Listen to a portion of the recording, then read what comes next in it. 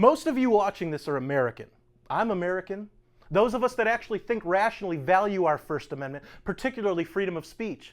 Imagine not only being arrested, but jailed for 13 months for reporting on the trial of people not from your country who were accused of rape and sexual abuse resulting in the sexual slavery of women, some as young as 11. Don't think it could happen? Well, the United Kingdom government essentially sentenced a man to die for doing exactly that.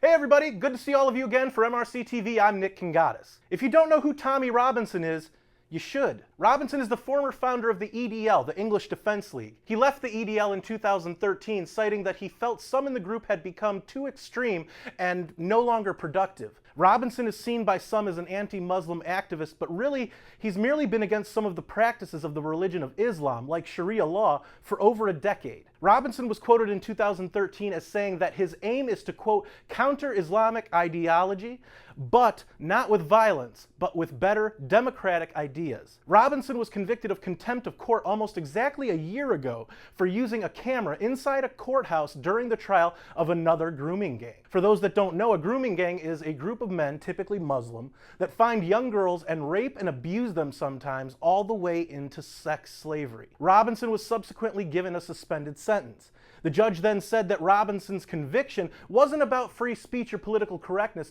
but fairness to the trial that was ongoing. Well, it happened again this year. Only this time, Robinson was very aware ahead of time what he could or couldn't do. Robinson never entered the courthouse. He live streamed information that was already available in the news, and he avoided saying certain things to avoid what happened the year prior. Still, the police arrested Robinson for breaching the peace. What peace? There was no one around Robinson when he was live reporting on the case. Within a matter of 5 hours, Robinson was arrested, brought to court, convicted, and sentenced to 13 months in jail. The content of what I'm streaming, I've been arrested for breach of the peace. I've been arrested for breach of the peace. You've all watched this. You've all watched this. You've all watched this. You've all watched this. Can you get me a solicitor? Can you get me a solicitor? For you just turn off your live feed. Can you get me a solicitor? Just turn off your live feed, please. Yeah? Do you understand what Never said that. George, that's the information I've got. I'm inciting people. I'm inciting Through his people. video and How have I incited he people? hasn't. This is free speech. This is where we're at. You're not even allowed to. Look at this. Breach of the peace. Apparently I'm inciting on my video. Can you please, George, get me a solicitor? Yeah, Because I'm on a suspended sentence, you see, so He has actually done nothing wrong. you can sort anything like that. All it would take is for you to go through his video and see he's not. He's even said they're innocent till they're proven guilty. A lot of people that know Robinson say that his unjust prison sentence is pretty much equal to sentencing the man to die, since a growing portion of the prison population in Britain are of the Muslim persuasion. But shh, don't tell anyone. The British government doesn't want you to know how badly their open borders experiment is going. People in Britain and Australia protested loudly and proudly for the persecution by the UK government of free speech and freedom of the press. A journalist, probably one of the only real journalists today who are willing to call it as it is, no matter what. While the incident that caused the protest was one that should worry anyone that appreciates freedom, the protest proved to be a great day for free speech. People were singing in the streets to free Tommy Robinson.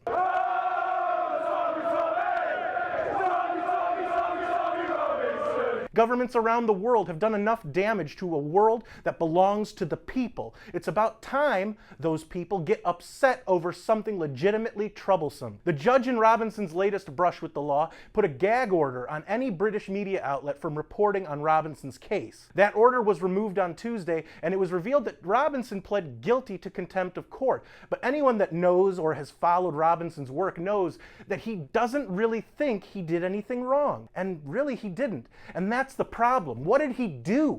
Do you understand what I just said? No, can you explain it again? Insufficient causing a breach of the peace. What does that mean? What does that mean? What does that mean, officer?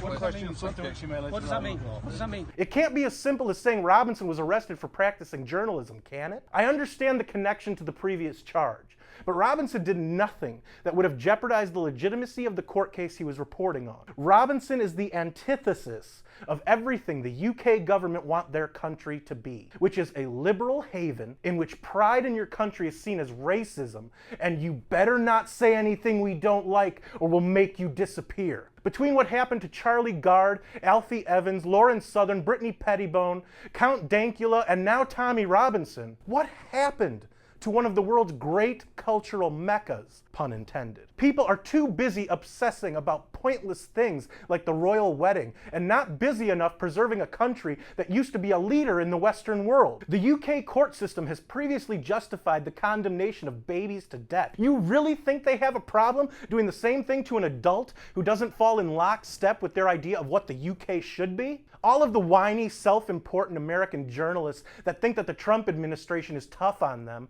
better take a good look at what's happened in the UK and thank their lucky stars that they get to do their job without fear of persecution. My disgust is very real with this story, folks. All I can do to sum up how I feel about this gross misuse of justice is to wish that Tommy stays safe and hopefully he'll get out alive. Thanks for watching. If you like this video, don't forget to subscribe to our YouTube channel, like us on Facebook, and follow us on Twitter. For MRC TV, I'm Nick Kingadis, and free Tommy.